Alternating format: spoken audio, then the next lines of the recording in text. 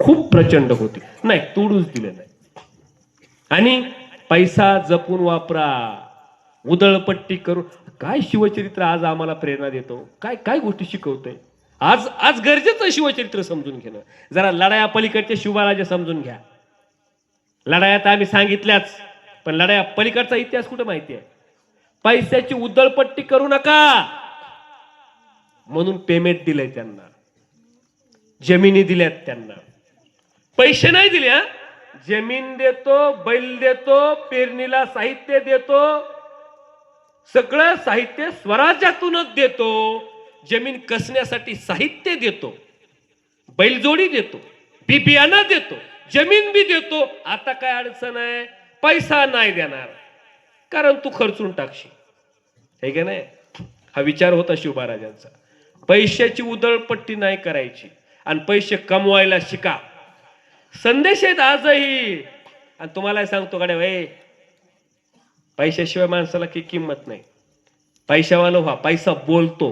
पैसा इतका, पैसा बोलायला लागला ना, देवाच्या दारात सुद्धा पैशावाल्याला VIP पास भेटते. खरे खोटे, तुमच्याकडचा पैसा जर बोलायला लागला ना, देवाच्या दारात सुद्धा तुम्हाला रांगेत थांबायची गरज नाही, तुम्हाला VIP पास भेटतो. म्हणून पैसे कमवायला सुरू करा. खपाखप पैसे कमवा. पाहुणे रावळे खपाखप जळतील इतके पैसे कमवा. जळतीतच ना पाहुणे, 2-4 तरी पाहुणे दलिंद्र असतीलच आपल्यावर जळणारे. इतके कमवा, इतके. यहां सब कुछ बिकता है दोस्त तो रहना जरा संभाल के. यहां सब कुछ बिकता है दोस्त तो रहना जरा संभाल के. बेचने वाले तो हवा भी बेचते हैं गुब्बारों में डाल के. यहां सच बिकता है, झूठ बिकता है, बिकती है हर कहानी. तीनों लोगों में फैला है, फिर भी बोतल में बिकता है पानी. विकत का नाही, पाणी विकत का नाही. पाणी कुठं आहे, सगळीकडे पाणीच पाणी आहे आणि तरी पाणी विकत. काय पण विकत या जगात, पण विकणारा पाहिजे. आम्ही आतापर्यंत फक्त पिकवणारेच झालो, विकणारे कुठं झालो. विकायला सुद्धा शिका. आणि म्हणून कमर्शियल आरमार होत. एक आपलं स्वतःचा कमर्शियल आरमार सुद्धा असला पाहिजे. एक आरमाराचा प्रकार कमर्शियल, दुसरं लढाऊ. आता तुम्ही कमर्शियल कडे लक्ष द्या. आता लढाऊ कुठे, आता कुठे तलवार काढायची. आता एक सांगू, तुमची लढाई ना, आता आपल्याकडं नेहमी त्यावेळी मावळे चालले ना, कमरेला तलवार फिक्स आहे. आता आपल्याकडे काय फिक्स आहे, आपल्याकडे काय फिक्स आहे आता, त्या बाका. मी लय गाव बघितले, पण तुमच्या गावातल्या सारखे ताट बसलेले पोरं कुठंच नाही. त्या बाका. त्यावेळी तलवार असायची लढायला जाताना. आता काय आपल्याकडं आहे की नाही. मग आता याचा जर योग्य उपयोग केला तर तुम्ही जिंकलात. त्यावेळी तलवार, आपल्या कमरेची तलवार ज्याला गाजवता येत होती त्याला लढाई जिंकता येत होती. आता आपल्या हातातल्या मोबाईलचा योग्य उपयोग ज्याला करता येतो, हे ज्याला गाजवता येतं तो जिंकला. हे ज्याला गाजवता येतं तो जिंकला. बदल फक्त या साधनात झालाय. मग यांना माणसं कापायचेत का नाही, पण हे माणसाला मोठं करतं. हे जमलं तर शाप आहे, नाही तर वरदान आहे. आमच्यासाठी हे, खरं सांगा, आमच्यासाठी काय आहे, वरदान आहे. आणि दुसऱ्याचे स्टेटस बघत बसतोय निश्चित, त्याच्यासाठी काय आहे, शाप आहे. दुसऱ्याचा डीपी बघत बसतोय, असा जरूर डीपीतूनच बाहेर यायला ते, असं फाडू डीपी बघतोय, असा दुसऱ्याच्या स्टोऱ्या बघतोय. राजा, दुसऱ्याची स्टोरी बघत बसलास तर तुझी स्टोरी तुला कधीच निर्माण करता येणार नाही. दुसऱ्याचे स्टेटस बघत बसलास तर तुझं स्टेटस तुला कधीच निर्माण करता येणार नाही. आहे तसं व्यक्त व्हा, रील्स काढा, मोबाईलवर या, त्याचा योग्य उपयोग करा, शेअर करा, व्यवसायाची जाहिरात करा, मोबाईलवर टाका, जाऊ द्या लोकांपर्यंत तुमचा व्यवसाय. छोटा असू द्या, मोठा असू द्या, जसं येईल तसं एडिटिंग येऊ द्या, नाही येऊ द्या, जसं जमल तसं. ऑडिओ असू द्या, नसू द्या, व्हिडिओ साधा असू द्या, चांगला असू द्या, जसा असेल तसा तुमच्या मोबाईलवर येऊ द्या. हे साधन आहे, या साधनाचा उपयोग करा.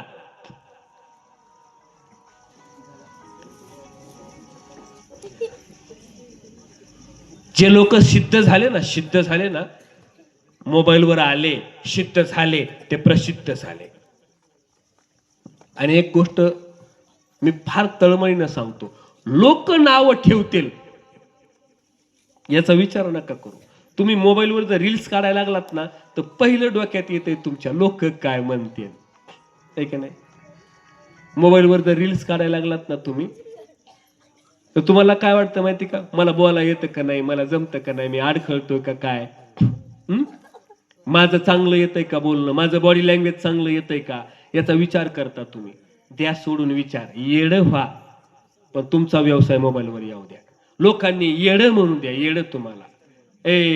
ज्याला येडं म्हणले ना, ते लेकरं त्यांनी त्यांचा वेडेपणा नाही सोडला. अरे फक्त बिग बॉस मध्ये गेले ना, तुम्ही त्यांनाच नाव ठेवीत बसले, त्यांचे कोट्यावधी रुपयाचे बंगले झाले, आणि आपण त्यांना नाव ठेवीत बसलो. त्याला काय येतं, त्याला काय येतं आणि ह्याला काय येतं म्हणणारे अवलाद इथंच बसले आपल्या. जसं आहे तसं मोबाईलवर या, काही फरक पडत नाही. 4 वेळा लोक नाव ठेवतील, लोकांना सवय लावून जाते, सवय लागून जाते. सूरज चव्हाण माहिती नाव, बिचाऱ्याला काय येतं आणि काय नाही येत त्याने विचारच नाही केला. आज बिग बॉस मध्ये गेला, महाराष्ट्र सगळा त्याला ओळखायला लागला. एका पत्रकारानं त्याला विचारलं, तुम्हाला कमेंट्स खूप घाण घाण असतात, तुम्हाला वाईट नाही का वाटत? तो म्हणला, मला वाचायलाच येत नाही. तेव्हा का आंधळ व्हा, सूरज चव्हाण कोण शिका, आंधळ व्हा, भैरव व्हा, आपलं आपलं काम करा. नाव सुरुवातीच्या काळात लोक ठेवणारच आहेत. शिवबाराजाला सुद्धा म्हणत होते की तुम्ही कसले राजे, आम्ही तर परंपरेचे राजे, आम्ही परंपरेचे राजे, आम्हाला परंपरा आहे. जावळीचे मोरे म्हणायचे, आम्हाला चंद्रगुप्त मौर्य यांची परंपरा, आम्हीच राजे आहेत. तुम्ही कसले राजे, तुम्ही राजे नाही होऊ शकत असं म्हणणारे शिवरायांना बोलणारे होते. तुम्ही महाराज नाही होऊ शकत असं म्हणणारे तुकोबारायांना आडवं येत होते. आणि हे आडवं येणारे, विरोध करणारे लांबचे नसतात. कुठले नाव ठेवणारे? गावातलेच. लय झालं गावातले, नाही तर पाहुणे रावळे. होय, गावातले नाही तर पाहुणे रावळे. आडवं येणारे गावातले नाही तर पाहुणे रावळे. याच्या पलीकडे काय? तुकोबारायला त्रास द्यायला इथून कुणी गेलतं का? तिकडे गेलतं का? इथले 2-4 जण तिकडच्याच लोकांनी दिला का नाही? शिवबाराजाला त्रास द्यायला इथून कुणी गेलतं का? तिकडच्याच लोकांनी दिला का नाही? पण तरी सुद्धा आंधळ व्हावं लागतं, बहिर व्हावं लागतं आपलं काम नेटानं करण्यासाठी. शिवबाराजांना नाही लक्ष दिलं. पण शिवबाराजे फक्त लढायापुरतेच समजून घेतले. आपण अफजल खान मारला, कसा मारला सांगा, कोतळा काढला, अमुक केलं. आणि त्याच्या पलीकडं शिवबाराजांकडे मातृभक्ती होती, नाही शिकलो आम्ही. आईची सेवा करणारा राजा असं नाही शिकवलं आम्हाला. आणि होता ना, शाहजहान ने मुमताज के लिए, त्या बका हे कसं कळत है? क्या बनाया था? ताजमहल बनाया था. किसके लिए? अपनी प्यारी प्यारी, किसके लिए? बीवी के लिए, है नाही? पण हे सगळ्याला कळलं. मग शिवाजी महाराजांना आईसाठी वय झाल्यानंतर रायगडाच्या पायथ्याला कोणत्या गावात राजवाडा बांधला होता ते नाही माहिती. त्या बघा. मग आम्हाला काय शिकवलं? आम्हाला शिकवलं बायकोसाठी ताजमहल बांधणारा, मग आईसाठी राजवाडा बांधणारा राजा आम्हाला कुठे शिकवलाय? आणि जोपर्यंत आम्हाला मातृभक्ती कळणार नाही, मातृभक्ती शिकवली जाणार नाही, शिवबाराजाच्या चरित्रातून शिकायला मातृभक्ती. बाप कैदेतून सोडवायचा आहे, बापाच्या पाठीमागे कर्ज नाही ठेवायचंय. कैदेतून मुक्तता होण्यासाठी एकीकडे सगळं स्वराज्य आहे आणि एकीकडे शहाजीराजे आहेत. राज आबासाहेब, थोरले आबासाहेब, समग्र स्वराज्य एकीकडं, तुम्ही एकीकडं. वडिलांना दिलेला मान आहे, वडिलांप्रती असलेला आदर आहे. सगळं स्वराज्य एकीकडं, आऊसाहेब तुम्ही एकीकडं. समग्र स्वराज्य एका पारड्यामध्ये टाकावं आणि जिजाऊ मासाहेबाला एका पारड्यामध्ये बसवावं. जिजाऊ मासाहेबांचं पारड शिवबाराजांच्या दृष्टीनं जड असायचं, लक्षात ठेवा. ही मातृभक्ती शिवबाराजांकडे होती. तो खरा शिवभक्त जो आईची सेवा करतो, तो शिवविचार समजून घेतोय. तो खरा शिवभक्त जो बापाला साथ देतोय. आमची पोर बापाला नाही साथ देत. बाप शेतात काम करतोय आणि पोरग नेत्याचं स्टेटस ठेवतोय. बाप शेतात आहे, बाप शेतात आहे, आमचं पोरग प्रचारायला गेलंय. येऊन येऊन येणार कोण, तुही मावशी. आवाज कुणाचा? त्या बापाचा. येड्या राताळ्या, बाप काम करतोय, आई राब राब राबते आणि पोराच्या स्टेटसवर असतंय आमचे प्रेरणास्थान. कोण? बँका बुडवणारे, रस्ते खाणारे. वस्तुस्थिती लक्षात ठेवा. भ्रष्ट माणसं तुमच्या स्टेटसवर जर असतील ना, तर चाललोय कुठेकडे आम्ही? जरा सिंह लोकांनी केलं पाहिजे की नाही? नुसते व्याख्यान ऐकून काय चाललोय कुणीकडे आम्ही? आम्ही भ्रष्ट नेते, देशाला खाणाऱ्या नेत्याला आम्ही आमच्या डीपीवर ठेवतोय. देश चाटून पुसून खाणाऱ्या माणसाला आम्ही आमच्या स्टोरीवर ठेवतोय. आमचं चाललोय कुणीकडे आम्ही? आम्ही प्रेरणास्थान कोणाला म्हणतोय? आमचे प्रेरणास्थान एकच, राजे शिवछत्रपती. कारण आदर्श राज्य व्यवस्था निर्माण केली आहे. आदर्श स्वराज्यात एकही माणूस जर कामी आला ना स्वराज्यातला, तर त्याच्या बायका पोराला सांभाळण्याची जिम्मेदारी राजांची होती. बोलू नाही पण बोलतो. आता कार्यकर्ता गेल्यावर संपला. एक गोष्ट बोलून जातो. कार्यकर्ते सगळ्या पक्षाचे, बरं का, मला काही देणं घेणं नाही. सगळ्या पक्षाचे कार्यकर्ते माझे निष्ठावंत कार्यकर्ते. सगळ्यांसाठी बोलायलो. सतरंजा उचलून तुम्ही कधीच मोठे होणार नाहीत पोराओ. भाषण ठोका, हातात माईक घ्या, मोबाईलवर या आणि छोटस का असाना तुमचं साम्राज्य उभा करा. दिवस तुमच्या आल्याशिवाय राहणार नाहीत. हे कडवट आहे पण हे सत्य आहे. हे कडू आहे, पचायला जड आहे, पण हे सत्य आहे. जो माणूस बोलतो तो लोकांसमोर दिसतो. जो माणूस मोबाईलवर येतो तो लोकांसमोर दिसतो. काळानुसार बदलत राहा. बोला आणि असं बोला ना पुन्हा शिवबाराजांना अनुकरण करा. शिवबाराजांचं येऊ द्यात, शिवबाराजांचा एक गुण उतरू द्यात तुमच्यामध्ये. बोला. शिवबाराजे बोलत कसे होते? तैसे साच्या आणि मावाळ्या मितल्या आणि रसाळ शब्द दैसे कल्लोळ अमृताचे, पुढा स्नेह पाजरे मागा चालते अक्षरे, शब्द दैसे अवतरे कृपा आधी.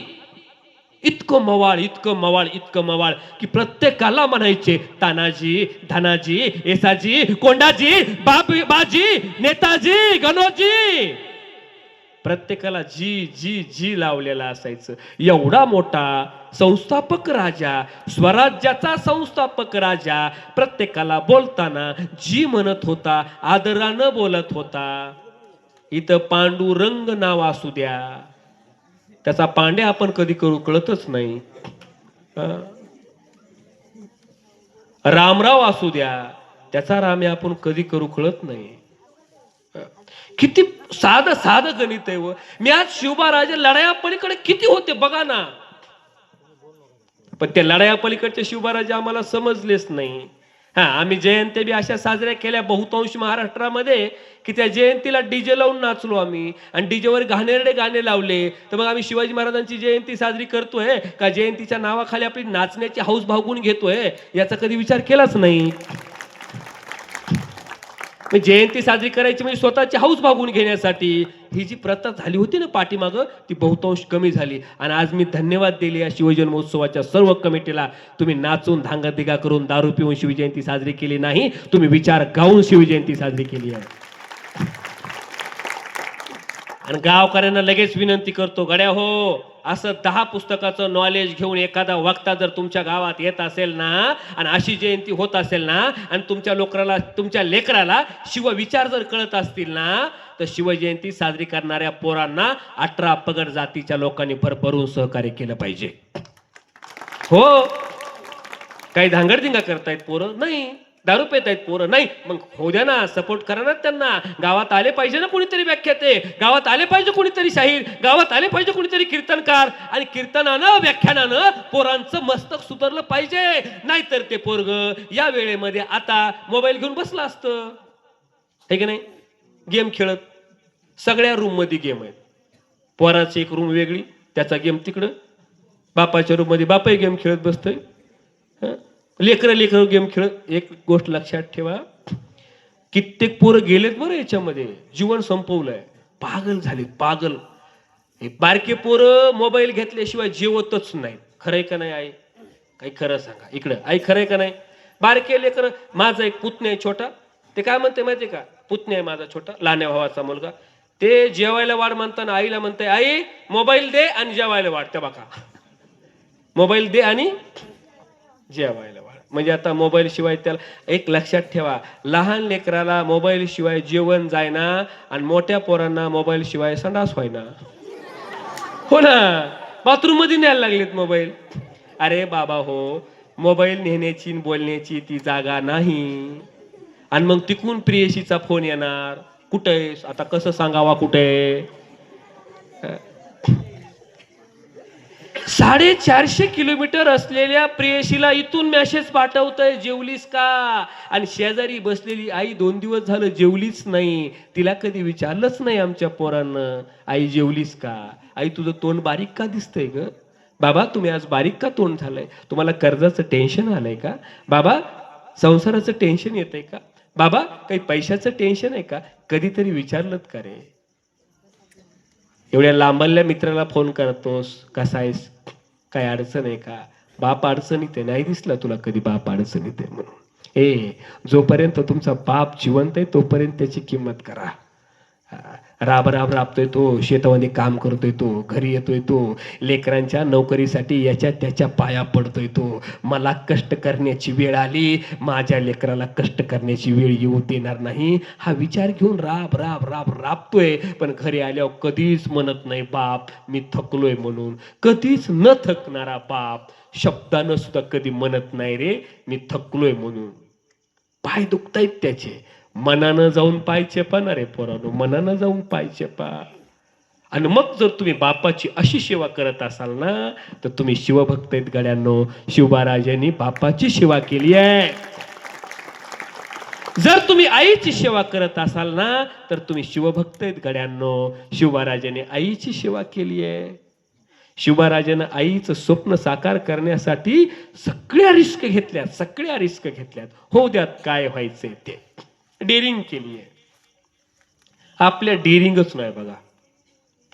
करू कसं, जमल का कसं, होईल का कसं, नाही झालं तर काही होत नाही, मर कर, काही फरक पडत नाही. मला बोलायची बी डेअरिंग नव्हती, हो ना.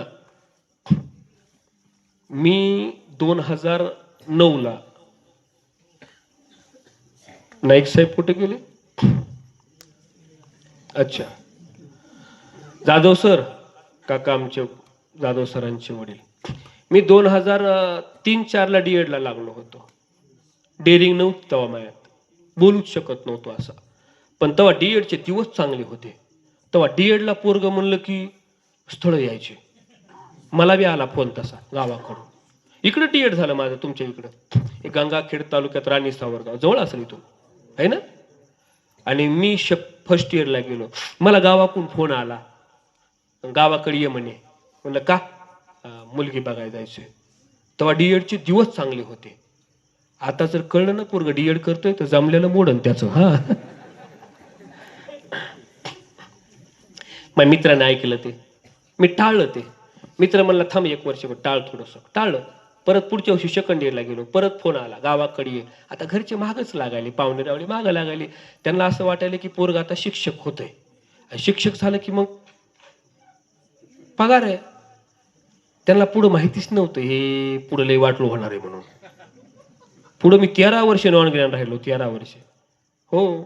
मग ते मुलगी बघा, मी सांगायचं काय मला, मुलगी बघायला जाताना आमचं ठरलं 2-3 पोरांचं. चला म्हणलं इकडचीच पोरगी बघायची आता, डीएडचीच. तिचा 50,000 माझा 50,000, दोघांचा 1 लाख. मजा आहे ना. मग आम्ही दुसऱ्याची गाडी उसणी घेतली, मोटरसायकल, दुसऱ्याची गाडी, त्याच्यात तेल टाकलं, त्या 2-3 जण बसलो आम्ही आणि निघालो. कुठं चाललोय मी?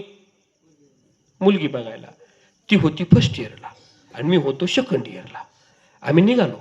पण जाताना माझ्या डोक्यात विचार आला, आपल्याला बोलता येत नाही, आपल्याला डेअरिंग होत नाही. मग बाजूच्याला म्हणलं, गाडी बसलेल्या मित्राला म्हणलं, हे तू व्यवस्थित चौकशी कर बरं का, सगळं व्यवस्थित विचारून घे, मला काय बोलायला डेअरिंगच होत नाही म्हणलं. ते म्हणलं पण पोरगी तुला बघायची, थोडंफार काहीतरी विचार ना तू. म्हणलं एक सोपं सांग मला काय. त्यानं सांगितलं सोपं. तो म्हणला एवढंच विचार तू की तुमचं शिक्षण झालं का. मी म्हणलं ती फर्स्ट इयरला आहे ना, कळतंय धडधडण, कसं विचारा.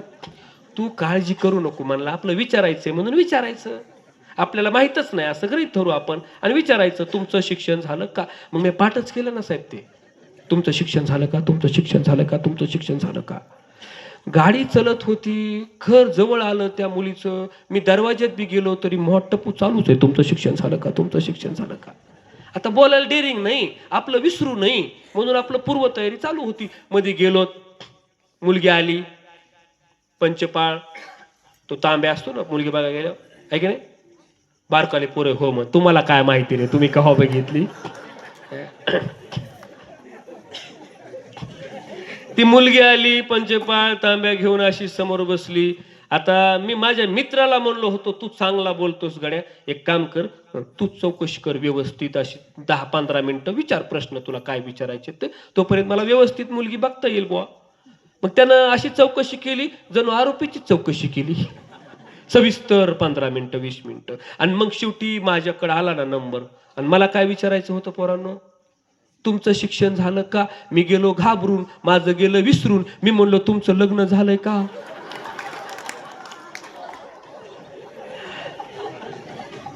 आता पुढं काय झालं असेल मी नाही सांगणार, पण सगळ्याच्या आधी मीच पळालो घराच्या बाहेर, मोटरसायकल तिथंच सोडली. पण तेव्हा ठरवलं मी तर बोलणारच, पण महाराष्ट्रात बोलण्याचे क्लास मी घेणार.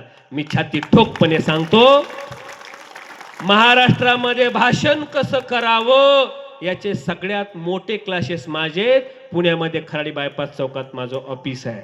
प्रेरणा कुठून घेतली? राजा शिवछत्रपती. आमचं प्रेरणास्थान एकच, बोललं पाहिजे गड्या, लढलं पाहिजे गड्या. आज मला अभिमान आहे माझं भाषणाचं. तुम्ही इंस्टाग्राम चेक करा, माझं युट्यूब चेक करा, सगळे भाषणाचेच व्हिडिओ आहेत. 1750 व्हिडिओ युट्यूबवर टाकलेत आणि ते विषय फक्त एकच आहे, भाषण कसं करावं. मग अंत्यविधी असो, दशक्रियाविधी असो, वाढदिवस असो, लग्न वाढदिवस असो, कुठलाही कार्यक्रम असू द्या, कुठलाही कार्यक्रमात भाषण कसं करावं माझ्या व्हिडिओमध्ये तुम्हाला माहिती भेटणार म्हणजे भेटणार. मी दिलं, लोकांनी मला भरभरून दिलं. बोलाल ना तर टिकाल, नाही तर या जगाच्या बाजारात बेभाव विकाल. शिवबाराजांचं वाक्य आहे, धनाजी येसाजी तानाजी कोंडाची बाची गणोची खंडोची, प्रत्येकाला आदरानं बोलणारा राजा. मग शिकावं शिवबाराजांचं वक्तृत्व, शिकावं शिवबाराजांचं नेतृत्व, मग कळेल आपल्याला शिवबाराजांचं कर्तृत्व. वक्तृत्व, नेतृत्व, कर्तृत्व ज्या माणसाकडे असतं ना, अशी माणसं इतिहास घडवत असतात, लक्षात ठेवा. लढायांच्या पलीकडे शिवबाराजे आहेत, लढायांच्या पलीकडे आहेत, खूप आहेत, खूप आहेत. दयावान राजा आहे, त्याग आहे, त्याग. अफजल खानाला मारायला चालले होते आणि अफजल खानाला मारायला जात असताना मी लय गाव बघितले गडे, पण तुमच्या गावातल्या सारखे ताट बसलेली पोरं, त्या बघा त्या बघा त्या बघा, जांभळ्या द्यायलेत पोरं. पोरं कटला आलाय का रे, संपवायचं का? किती वेळ बोलू? त्या बाका मारतय हे मला. मी ना 13 वर्ष यांना शिकवलं बरं का. नंतर माझं डीएड झालं. ते पुढं काय झालं सांगितलं नाही तुम्हाला मी, पण पुढे डीएड केलं मी आणि शिक्षक म्हणून नोकरी लागलो. 13 वर्ष यांना शिकवण्याचं काम केलं. 13 वर्ष नोकरी केली मी बिन पगारी आणि फुल्ला. ठीक आहे, त्या बघा कसा डाव साधला ह्यांनी मायावर लगेच. 13 वर्ष नॉन ग्रॅज्युएटला नोकरी करणं म्हणजे जाधव साहेब ते वनवास आहे ना. आणि तो वनवास मी किती वर्ष काढला आणि देवाने किती काढला? 14. मी एक तर कमी काढला फक्त बस. देवाचं रेकॉर्ड कशाला मोडायचं म्हटलं. 2 पोरं माझ्या वर्गातच बसलेले असायचे. एकाचं नाव पांडुरंग, एकाचं नाव बंडू.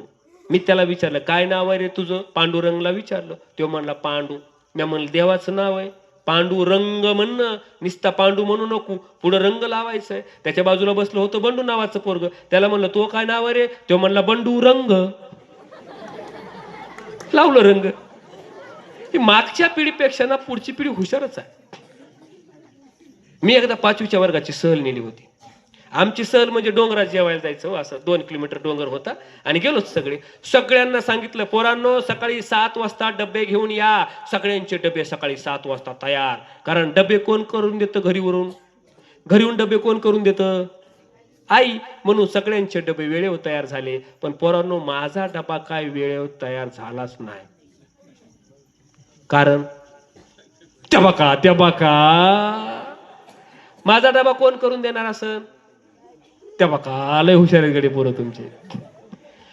कालच्या व्याख्यानात काय सांगितलं एवढं जर कोणी विचारलं ना तर एवढंच सांगायचं त्या बाका एवढे कळालं म्हणायचं. माझा डबा काही झाला नाही. मी आपलं बिगर डब्याचा शाळेत गेलो. सगळ्या पोरांच्या हातात डबे, मॅडमच्या हातात डबा, पोरांच्या हातात डबा, शिक्षकाच्या हातात डबे, सगळ्याच्या हातात डबे. माझ्या हातात डबाच नाही. सगळे पोरं दुपारा जेवायला बसले. मी बी जेवायला बसलो. माझ्या पुढं डबा नाहीच. त्यातलं एक पोरगं उठलं, माझ्या पुढं डबा आणून दिला आणि मला म्हणला माझा डबा तुम्ही खा. मी त्याचा डबा खाल्ला. बाकीच्यांनी आपले आपले डबे खाल्ले. 200 लेकरं जेवले, मॅडम जेवले, शिक्षक जेवले, सगळ्यांनी आपले आपले डबे खाल्ले. मी त्याचा डबा खाल्ला. मी त्याला विचारलं मी तो डबा खाल्ला, तू एकटाच उपाशी राहिलास? बाकीच्यांनी आपले आपले डबे खाल्ले, तू एकटाच उपाशी राहिलास? घरी गेल्या काय सांगशील? तो म्हणला तुम्ही खा बिंदास. मी सांगतो घरी गेल्यावर मा डबा कुत्र्यांनी खाल्ला म्हणून.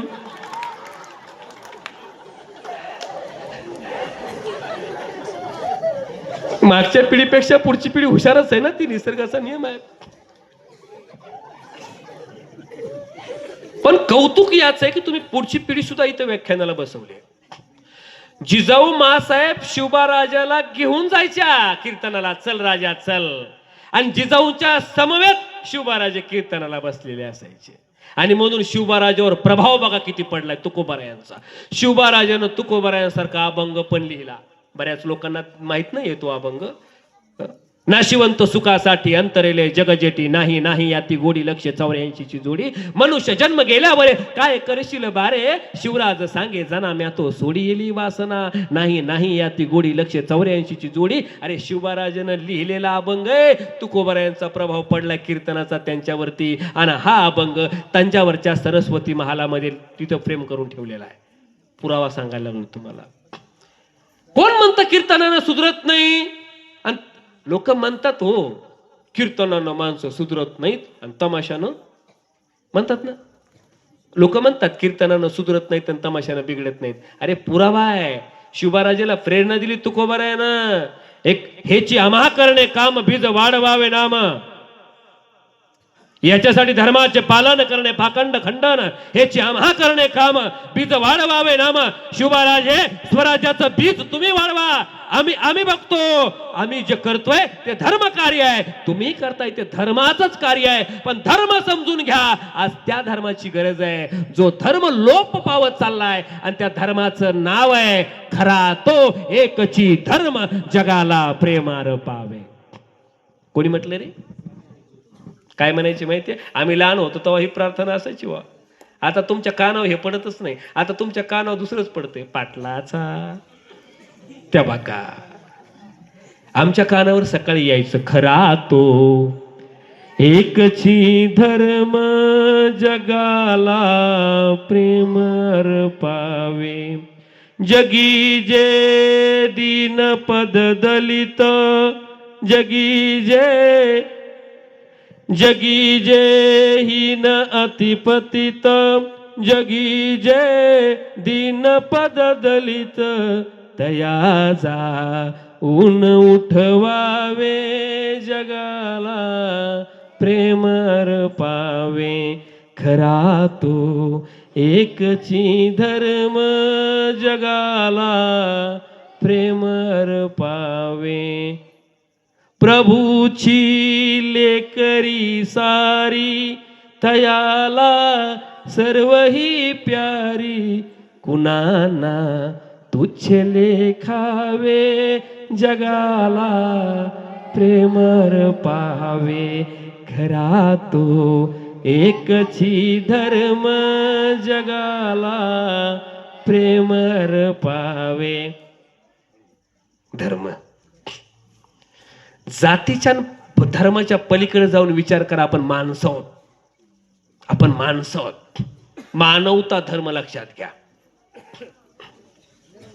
कसे दिवस येतील कोणाचे सांगता येत नाही. लाकडाचे सुद्धा हे बघा, लाकडाचे सुद्धा दिवस येतात शेवटी. लाकडाचे आयुष्यभर आपण लाकूड जाळलं, शेवटी लाकूडच आपल्याला जाळतंय. आयुष्यभर लाकूड आपण जाळलं, शेवटी लाकूड आपल्याला जाळतंय. लाकूड बोले सुताराला, काय तासायचंय ती तास मला, एक दिवस येईल ऐसा मीच जाळील तुझला. मडके बोले कुंभाराला, काय घडायचंय ती घड मला, एक दिवस येईल ऐसा मीच पाणी पाजील तुझला. कापड बोले शिंप्याला, कापड बोले शिंप्याला, काय कापायचंय ती काप मला, एक दिवस येईल ऐसा मीच पांघरून नेहीन तुझला. दिवस कधी कोणाचे पटेल ती सांगता येत नाही गड्या. हो, माणसासारखं माणसासोबत वागा, बस झाला धर्म. शिवराजानं सांगितलंय माणूस आहे ना तो, म्हणून दुश्मन बी असू द्या तो माणूस आहे नव, त्याला इज्जत आहे नव. मग परक्याच्या स्त्रीकडे वाईट बघायचं नाही. लहान लेकराला न स्त्रियाला मोहिमेवर गेलं तरी धक्का लागता कामा नये, कारण ती माणसं आहेत. त्यांच्यातली वाईट प्रवृत्ती काढा, शेवटी ती माणसं आहेत. शेवटी ती माणसं आहेत. एक नाही जे खळांची व्यंकटी सांडवतय असत कर्म ती वाढो, पुता परस्परे पडो मैत्र जीवांचे. अरे माणसं आहेत याचा विचार करा, त्यांच्यामध्ये माणूसपणा याचा विचार करा. आणि म्हणून हा राजा समजून घेतला पाहिजे. तो मावळ्यांच्या मधला माणूस शोधत होता.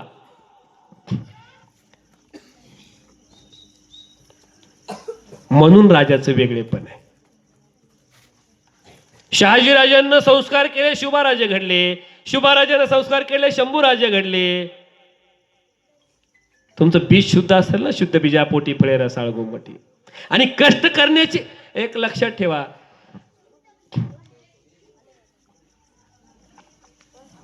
त्यागाशिवाय भोग नाही. त्याग केला शुभाराजानं, त्या घरादाराचा त्याग आहे.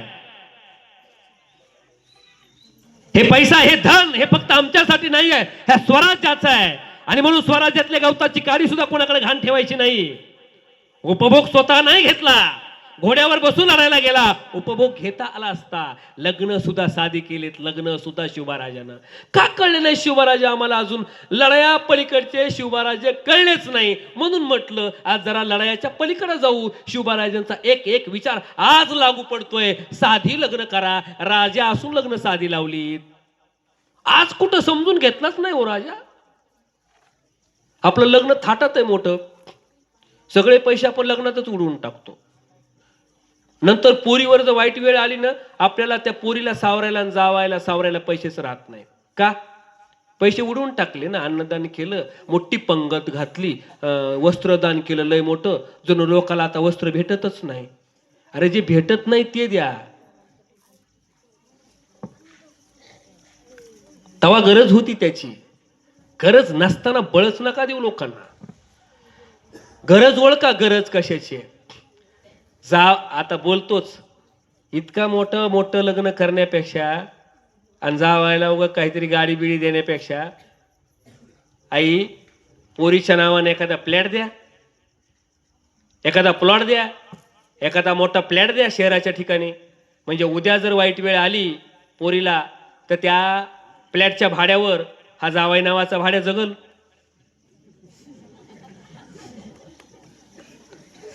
उदळ मानकेपणा नकोच होता शिवबाराजाला, नकोच होता. उदळपट्टी आवडतच नव्हती. थोड्या थोड्या गोष्टीची काळजी. विजवताना पंत्या विजवून सगळ्यांनी रायगडावर आणि कुठल्याही गडावर पंत्या विजवायला लावायचा राजा. पंत्या विजवा, दिवाबत्ती विजवा, रात्री झोपताना दिवाबत्ती विजवायची. का? दिवाबत्ती तशीच राहिली, उंदरानं जर ती वात नेली आणि गडाच्या वरती जर वणवा पेटला तर झाडं जळतील, मुक्या प्राण्यांचं नुकसान होईल, पक्ष्यांचं नुकसान होईल. किती दयावान राजा आहे हो.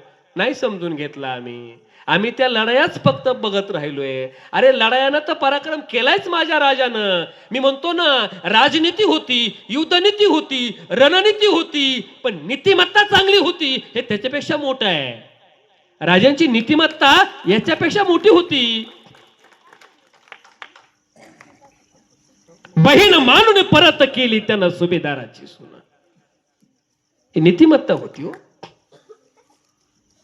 आजही आम्ही शिवबा राजासारखं राज्य निर्माण करू असं म्हटलं जात आहे. शिवबा राजासारखं राज्य कोणाला निर्माण करता येत नाही. नाही नाही नाही. आजही शिवबा राजाच्या नावावरती राजकारण मोठे होईल, संघटना मोठ्या होतील, माणसं मोठे होतील, व्याख्याते मोठे होतील, कीर्तनकार मोठे होतील, प्रवचनकार मोठे होतील, पण शिवबा राजांसारखं आदर्श नाही वागता आलं कोणालाच, नाही वागता आलं कोणाला. म्हणून शिवजयंतीच्या निमित्तानं मला राजाचा एखादा तरी गुण घेता येतो का? मग राजे कळले पाहिजे. 2 पुस्तकं तरी घरच्यांना द्या एखाद्या शेजारच्या घरात, हे शिवबा राजांचे पुस्तक आहेत वाचा म्हणून. शिवबा राजा कळला पाहिजे. वाचाल तर वाचाल तर टिकाल, नाहीतर या जगाच्या बाजारात तुम्ही बेभाल विकाल, असं एक आवाहन करतो. आणि जाता जाता काही 5 मिनिटांमध्ये विनंत्या करतो. राजा हो, ही शिवजयंती घराघरात साजरी झाली पाहिजे. शिवजयंतीच्या पूर्वसंध्येला आज आपण या ठिकाणी बसलोय. 19 फेब्रुवारी ही जगात भारी आहे. जगात अनेक राजे महाराजे होऊन गेले, पण माझा राजासारखा नीतिवान राजा झाला नाही. पराक्रमी राजांचा इतिहास आम्हाला खूप ऐकायला मिळेल, पण प्रत्येक राजा पराक्रमी होता पण नीतिवान नव्हता, दयाळू नव्हता. क्रूरता इतर राजांकडे होती, दयाळूपणा शिवबा राजांकडे होता. आणि म्हणून शिवबा राजांची जयंती साजरी केली जाते. तुम्ही किती मोठे व्हाल हे महत्वाचं नाही आहे, तुम्ही किती नीतिमत्तेनं पुढे जाल हे महत्वाचं आहे. अरे माणसाच्या व्यवहारात आणि वागण्यात जर खोटेपणा आला, आयुष्यात त्याला कधी मोठेपणा मिळत नाही. म्हणून वागण्यात आणि व्यवहारात खोटेपणा नाही, तर मोठेपणा मिळवायचा असेल तर खरेपणा तुमच्या वागण्यात व्यवहारात असला पाहिजे. पैसा कमवा, तुमच्या खिशात पैशाचा खळखळाट असावा, पण त्यामागे कोणाचा तळतळाट नसावा. ही नीती आम्ही शिकली पाहिजे. आणि ही नीती माझ्या राजाकडे होती, आणि म्हणून तो राजा घराघरात गेला पाहिजे. अरे घरातले गणपती चौकात आले, पण चौकातले छत्रपती शिवाजी महाराज अजून घरात नाही गेले. आणि जोपर्यंत चौकातले छत्रपती शिवाजी महाराज घरात जाणार नाहीत, घरातल्या छत्रपती शिवाजी महाराजांचे संस्कार जोपर्यंत गर्भवती स्त्रीपर्यंत जाणार नाही, तोपर्यंत पुन्हा छत्रपती जन्माला येणार नाही. आणि जर पुन्हा छत्रपती जन्माला यावेसे वाटत असतील तर तुमच्या घराघरात एकतरी शिवचरित्राचं पुस्तक असलं पाहिजे. ज्याच्या घरात नसतं पुस्तकाचं कपाट, त्याचं घर होत असतं भुईसपाट. मी पुस्तकं वाचतो म्हणून पुढारी लोकांना भाषण शिकवतो, मी पुस्तकं वाचतो म्हणून व्याख्यान कीर्तन प्रवचन करतो, मी पुस्तकं वाचतो म्हणून एवढा मोठा संचार करतो महाराष्ट्रामध्ये. मी जर पुस्तकं वाचलीच नसती तर एवढ्या मोठ्या आमदारानं, खासदारानं, झेडपी सदस्यानं, नगरसेवकानं माझ्याकडे काय यावं भाषण कला शिकण्यासाठी? मी पुस्तकं वाचली नसती, मी माझी स्वतःची पुस्तकं बनवली नसती. आपल्या गावातलं ज्वलंत उदाहरण आहे बालाजी सरांचं, बरोबर आहे ना? बालाजी जाधव सरांचं किती पुस्तक आहेत त्या माणसाची बघा. संभाजीनगरमध्ये जाऊन स्वतःचं अस्तित्व निर्माण केले. महाराष्ट्र ओळखतो या माणसाला. अरे जगायला तर किड्या मुंग्या जगतात रे.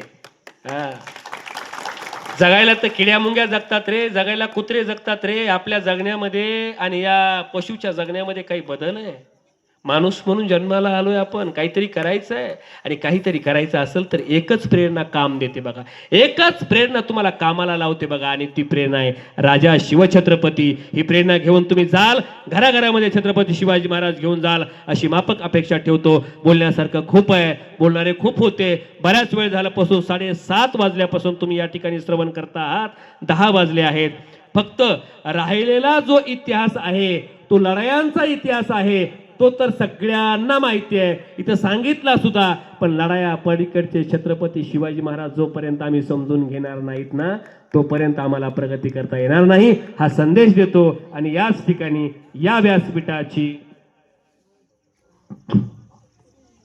त्याचे वेगळे पैसे द्यावे लागतील. ते बघा, ते असं ते कसं असतं माहिती आहे का, ते आयुष्यात यावं लागतं, मग मजा येते. आपोआपच आलं की येते. मी ठरवून नाही केलेलं हे, काही क्लिप अशा झाल्यात त्या आपोआपच व्हायरल झाल्यात, पण आता ते ठरवूनच सांगायला तुम्ही. साऊंड सिस्टीममध्ये दादा कुठे आहेत? तुम्ही येत ना, छान जमतो तुम्हाला. तुम्ही कीर्तन पण वाजवता नाही का? लक्षात आलं लगेच. महाराजांना पण वाजवता ना? इको द्यायचा, थोडा इको द्यायचा, आवाज फुल सोडायचा, बरोबर शांत बसायचं. राजांचा अभिमान आमच्या मनामनात आहे रे, थनाथनात आहे. आणि म्हणून आजही आमचा इथला मराठवाड्यातला मावळा जातो,